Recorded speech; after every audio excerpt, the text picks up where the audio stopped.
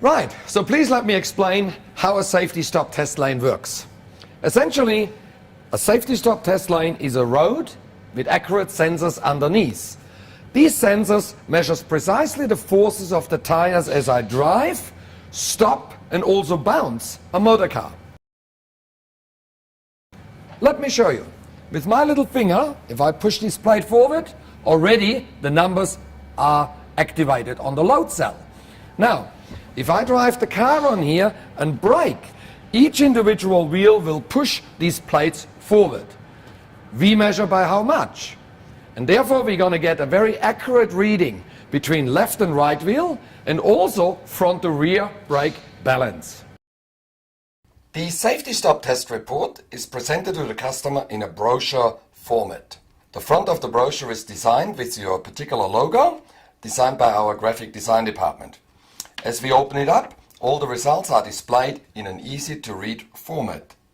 As a world's first, we display on the bottom right window the actual car on the test track.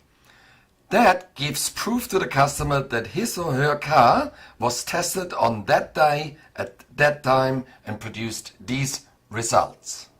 The window next to it displays your address, contact details. The left page displays the brake performance test. Over on this side it's the outline of a motor car of all four wheels. Inside the wheels you see how much braking force each individual wheel produced in a brake emergency situation. We can see on this test that the front axle had only 1% difference between left wheel and right wheel. However, on the rear axle we had an 87% difference between left and right wheel, and therefore the rear left wheel did not produce enough braking force.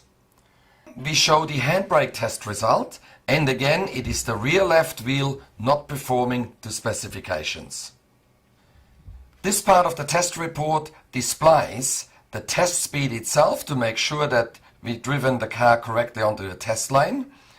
We can also produce a brake pedal force reading, and we produce a deacceleration, peak and average result. The peak has to be a minimum of 60% to pass. So interestingly enough, on this brake test, this particular vehicle would have passed a road brake or deacceleration test because it achieved more than 60%.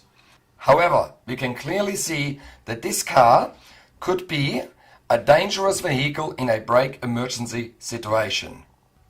The bottom part of the brake performance test shows us the front to rear brake imbalance. Not enough brake force on the rear axle will increase the stopping distance in a brake emergency situation. However, too much brake force on the rear axle could actually lock the rear axle and make the car very unstable in a brake emergency situation. It hasn't stopped, it hasn't got any front brake, it's locked the rear, so we've seen this over the years. Oh, that's so a it's big gone hit. in hard.